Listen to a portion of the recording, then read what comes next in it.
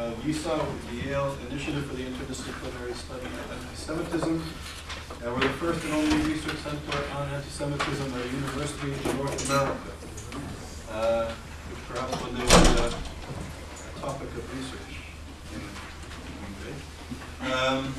Today, as you know, it's been actually a full day at YIISA. We had some scholars from Berlin who are here, who are running a non-governmental organization that does research and actually work in areas of anti-Semitism and racism and neo-Nazism in Germany, which was interesting. And then we went to hear Judge Richard Goldstone, who spoke about issues of international law, crimes against humanity, etc., which if people read the Goldstone report, you know what I've been speaking about. And today we're going to show a film called The Battle of Durban, or Durban Ii. And there's sort of an auspicious connection. Today is actually Holocaust Memorial Day in Europe and around the world, in certain parts of the world. Today, Netanyahu was in Auschwitz speaking. Shimon Peres was in the Bundestag speaking. He actually said Kaddish in the prayer for the mourners in the Bundestag. And so it's an auspicious moment to see this film. And what's also interesting, when we were in Geneva, I was actually in Geneva as well when the film was being made. And I spoke on two panels. One was dealing with issues of racism, and the other one was dealing with genocide. And very quickly, because I'll speak to this after the film, the panel consisted of people from Bosnia, from Rwanda, so this is sort of genocides in the past, from Darfur, which was the ongoing genocide, and I spoke about incitement to genocide, i.e. Iran and radical Islam, the spreading of the protocols of the Elders of Zion, and the sort of genocidal social movement which aims to destroy Jewish self-determination in the Middle East, which is highly ignored in the academy here, and particularly in certain circles. So what was interesting about that day, I spoke about 1 hour before Ahmadinejad took to the General Assembly at the United Nations, and when he spoke, it was actually Yom HaShoah, the day of Holocaust remembrance in Europe as well. And it was amazing that the institutions of the United Nations and the laws of the United Nations, which came from the ashes of the Holocaust, which were born out of the Shoah, that Europe has decided that this will never happen again, that this was the day Ahmadinejad came to speak to the United Nations and spoke in the narrative. I would urge anybody to go to YouTube and listen to how he speaks in the United Nations. The narrative that he uses is the narrative of the Protocols of the Elders of Zion. And the Protocols of the Elders of Zion was the key document, the key ideological document that paved the way to the Holocaust. And the Holocaust didn't begin in Auschwitz or in the concentration camps or the crematoriums. They were built, the crematoriums were built with words and ideas. And the words and ideas, and I'm not using this rhetorically or lightly, I'm being very, very serious and very choosing my words very carefully, that Ahmadinejad and political radical Islam, not Islam, but political radical Islam, is using the protocols of the Elders of Zion, the narrative, to lay the foundation for the dehumanization of Israelis and Zionists and Jews and anybody who supports them. And so there's all sorts of connections to this day.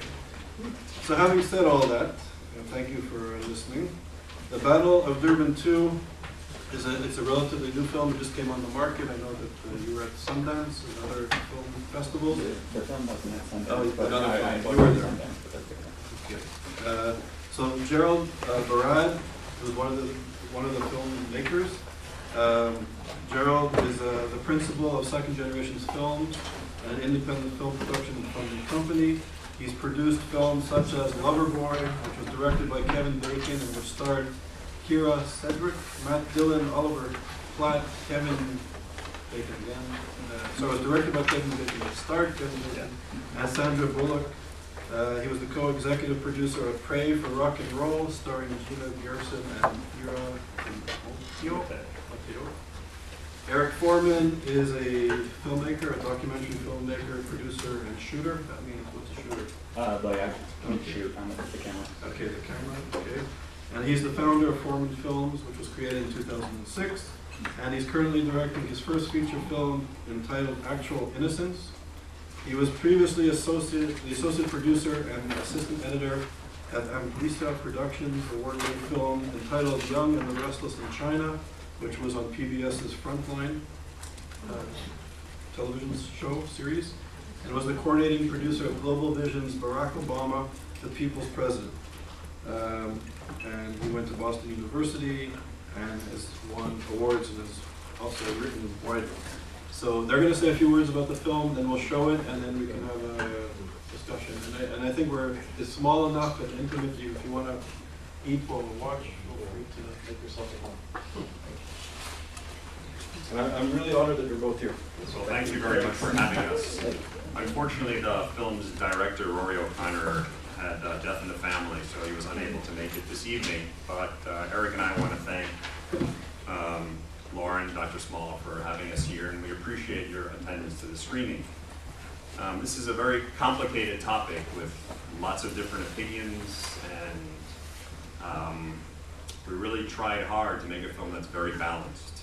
And it was our intention to show all the different sides of the issues and let the audience come to your own conclusion about how you view things. And that was really the challenge of the film, to make it interesting. It's very dense, but it really gives the audience the opportunity to see everybody's opinion. And these days, it seems like so much of the media has a particular political viewpoint or spin. We really didn't want to make a film that only plays to one audience. We wanted to make a film that challenges your views, that makes you see the other side. And we hope we succeeded. And I guess we'll find out after the film's over. But we look forward to hearing your feedback. Thanks again. Yeah. It's 80 minutes. Just so you know the length. Can you give some introduction about what we're going to see or where it's Yeah, at? listen, the UN held a series of conferences to address racism and intolerance. The first one was in 2001 in Durban, South Africa. And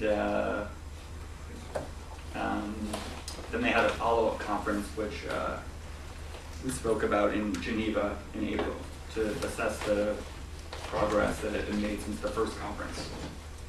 So it basically is the story of these two conferences. And I think just as a footnote, the original Durban conference was in Durban, South Africa in 2001. And it became, it was supposed to be a conference focusing on issues of racism and different forms of discrimination. And from the perspective of some, it became an orgy of attacks against Israelis and Jews. It became very anti-Semitic and anti-Israel. For Durban II, there was the expectations that it would become another repeat of 2001, when resolutions were passed equating Zionism with racism and Zionism with Nazism, particularly in the NGO meetings in Durban, South Africa in 2001, and people thought it would become something similar. And it really, I think to a large extent, did not. You're telling all the best parts of the Oh, film. sorry. All right, let's watch the film. We'd love you to watch it first. Yeah. Okay, so that's sort of the background to these issues. Yes.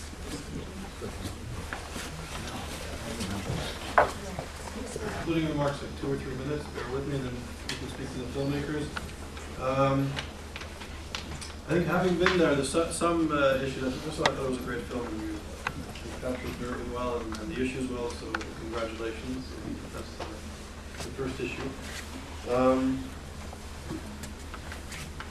Just 2 very quick points. I think my only sort of comment, I hope there isn't inequality placed to the Palestinian-Israeli conflict. I think at one level there's a conflict over a 2-state solution, over land and territory. On the other hand, on the other hand, there is a rise of radical Islam, which obviously Ahmadinejad portrays. And when NGOs and people speak about Israel as an apartheid state or a Nazi state, it has to be understood that if Israel is an apartheid state, if Israel is a Nazi state, what we do with apartheid and Nazi states is to dismantle it. And that the fact that at least groups like Hamas, Hezbollah, and Iran, and others cannot, on a religious basis, or ideological basis, permit others non-Muslims to have self-determination in what they consider to be Islamic land, I think puts the issue into a certain context that we must address. And what also sort of resonated for me, I was the chairperson of the African National Congress Solidarity Committee of Canada. I was invited to South Africa by the ANC on 2 occasions and was proud to be a part of the anti-apartheid struggle. And the reason why I felt very not only comfortable, but I think honored to be part of the struggle, is that when you read the South African Freedom Charter, and it'll take you a few minutes, you should read it, the South African Freedom Charter, which united the anti-apartheid movement and the anti-apartheid organizations to fight and dismantle the apartheid state and system, was in broad terms, a social democratic document. That it believed in social democracy, it believed in equality of all citizens under the same law. And as a Canadian, as a Jew, as however I identify myself with, it's something that I felt very strongly about and committed to. Please read the Hamas Charter. Please read the ideology of Hezbollah, Hamas, Iran, and other organizations that literally call for the killing of Jews in their constitutions. And for people to say that Israel is an apartheid racist state, or it's a racist state, and to frame it in sort of this sort of relativist Palestinian versus Israeli conflict, I think is extraordinarily misleading, and we really need to put things into context.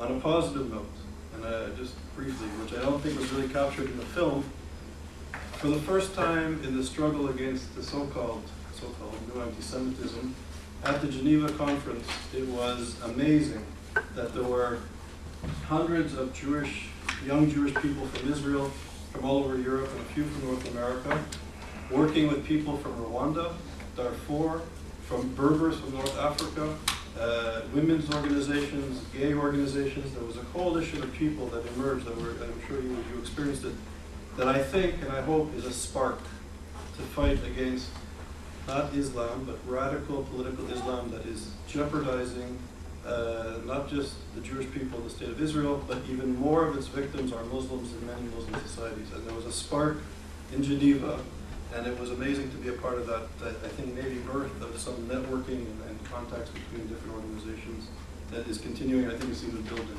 So that was on the positive side. So those are my only comments, and you guys should come down and take questions or comments. Sure. Something you want to say or take questions?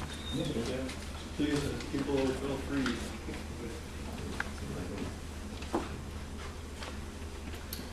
Renee? Yeah, I thought that the film failed in presenting, I think the film failed in presenting the true happening at Darfur. There may have been anti-Semitism, and there was anti-Semitism, there was Zionism, but what in effect you had here were those countries who are committing the worst human rights violations are using Israel as the cover for their own crimes, and that wasn't brought out strong enough in this film. And also, the fact that the UN is worthless today. When it first started, there were 51 nations, most of whom were democracies. Now you have countries like China and Darfur and Sudan, etc., telling democratic countries that they're committing human rights, when if you take a look at Tibet and you take a look at these other countries, Sudan, Darfur, etc., even if you take Syria, who killed 80,000 people, or Hussein, who killed 180,000 people, and even Jordan, that killed, 10,000 Palestinians. Nobody mentions this, and it's just not raised in this film. Really? I thought that issue was actually kind of addressed in a few different places where Alan Dershowitz said they want to change the subject. You know, there were a number of occasions where I thought the director actually addressed it, maybe not as strong as you would wish, but. Yeah, that's what I'm saying. It wasn't as strong as I wish. Also, there was one error in the narrator. The narrator said that Israel invaded, attacked Palestine. There was no Palestine. It attacked Gaza. Right, we knew we were taking risks by making the movie. This is a very, very heated subject, and what we hope to use it for is to get both sides, all sides of the debate to be communicating and to be in the same room together, if at all possible, and expressing themselves to each other. I have one more thing, questions for you, Mr. Small. Mary Robinson was the High Commissioner of Darfur I, and she also was responsible for the document that went out. Durban I, I'm sorry, Durban.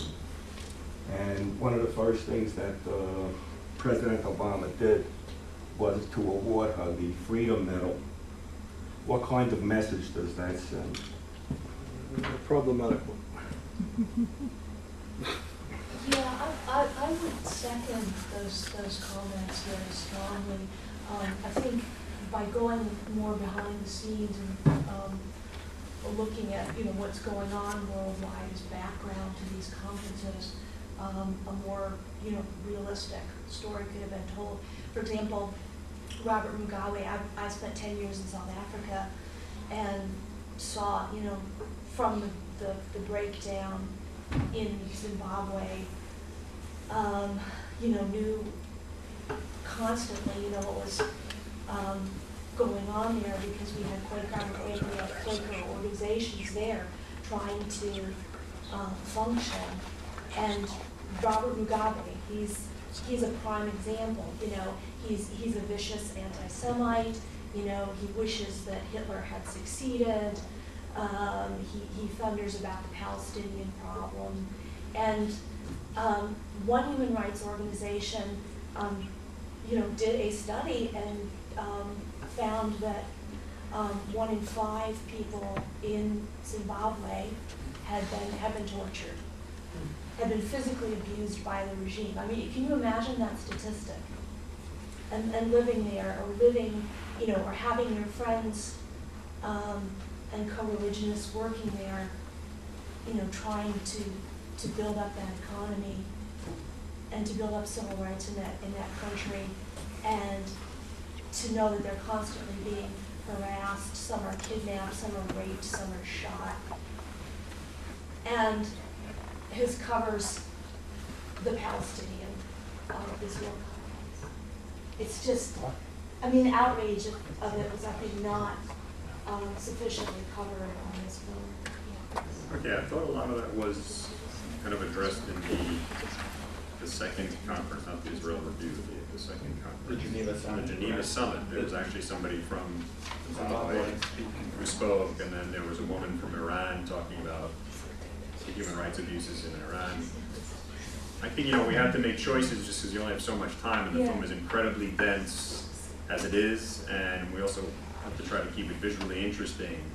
So I think the director had to make certain choices as to how deeply to get into every issue. Yeah, but I think the full absurdity can really be heard from the dictator's mouth. And I would have liked to hear something of Mugabe's many statements on this issue. I thought you did a phenomenal job with the film. I'm a junior political science major. I thought I was pretty well informed, and I had no idea the extent to which Durban I was hijacked by protesters on the streets and people screaming the anti-Semitic, anti-Zionist rants. I think it did do a good job of conveying the fact that, this obsession with every move Israel makes is really impeding the international community's ability to address issues of true import, like in Iran and in Darfur. And I think, just like having the captions and the subtitles showing when like the Syrians, the Iranians, and others were speaking, and kind of showing how hypocritical they were being was very powerful. Thank you. This is Director Professor Small. The notion that Israel is an apartheid state. Can you? Jimmy Carter wrote a book several years ago making that claim. Can you explain? There must be some argument that says that. So could you explain the argument that claims that, and then refute it? You want me to explain why Israel is claimed by some people as being an apartheid state? Right. What is the basis, for example, that So former I don't want US to. president? Okay, I don't want to give a whole lecture on this, and I don't want to deflect the film. Because I really felt that one of the things the film, you can't have everything in the film, but somebody, as an educational tool, somebody might not, you just hear all these slogans over and over again without really knowing what they mean. Which, just to preface the explanation, is what most people experience. It's just slogans.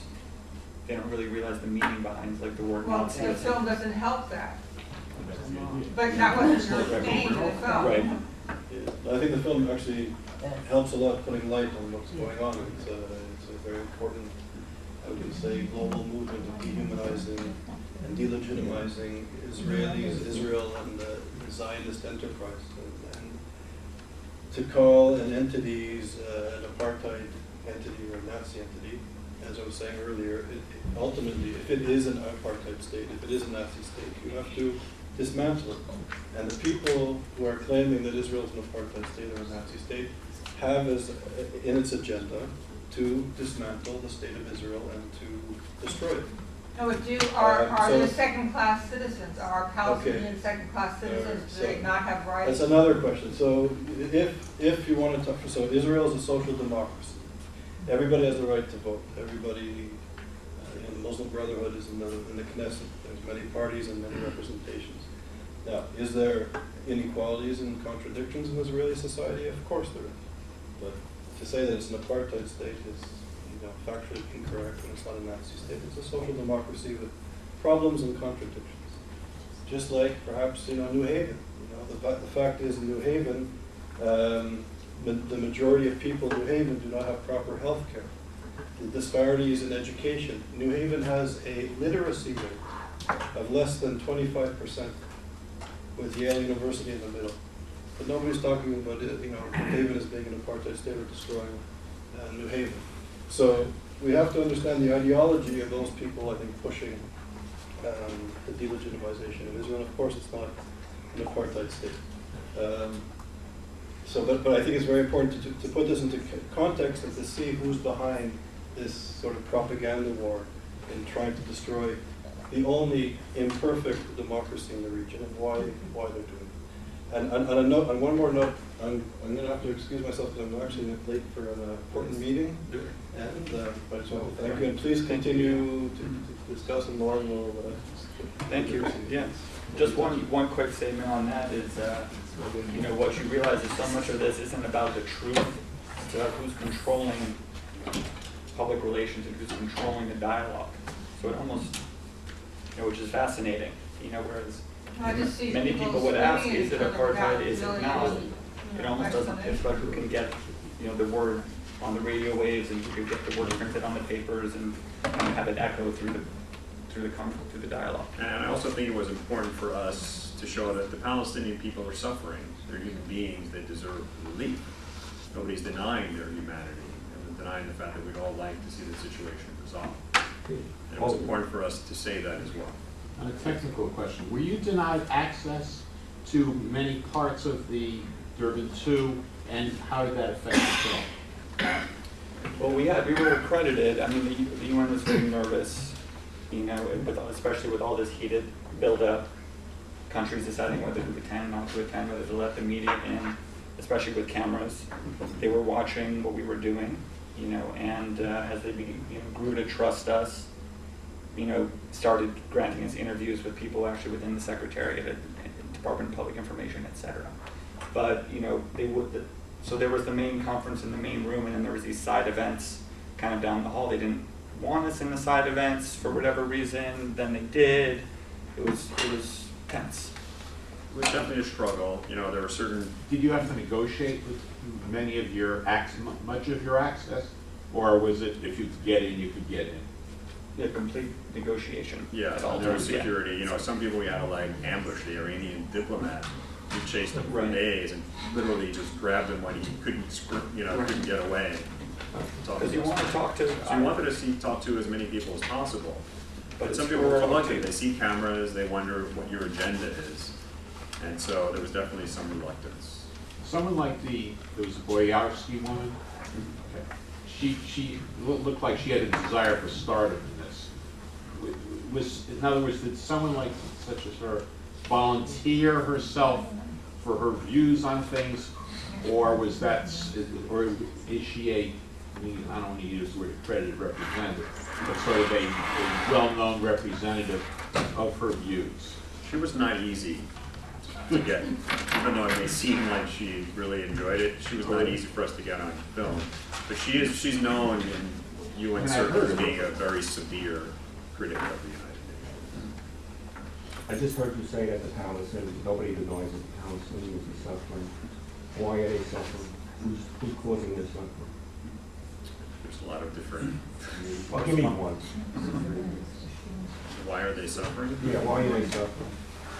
You know, they're denied, you know, checkpoints in and out of Israel, you know, are hard to deal with on a daily basis. So, you know, there's many. That they're suffering, they're human beings. Right. and Thank you for that. We'd like to see their suffering Right. relieved. You know, And you know, we'll take a couple more questions. I also, you know, if you enjoy it, if you didn't enjoy it, you know, please like write about, you know, your criticisms of it. You know, join us on the website, on Facebook, the Battle of Durban Ii.com. You know, if you're interested in this type of dialogue and improving this type of dialogue, you know, please help us. We're just trying to gain some momentum in this film. It's not for everybody, but you know, hopefully we can use it as an educational. Anybody else? any other questions? I would just say one thing, before you leave, if you could please sign up, if you just want to have attendance or not leaving. If you want email, that's fine. Right. We just would like to have as a signage. Right. I could also think this is the company who made the film called Global Vision and Second Generation Films. If you want to get in touch with the company, ask any more questions, check these out, take a photo. And Well, we thank you for coming. We thank you for bringing your film to YIISA, and we hope you enjoyed it.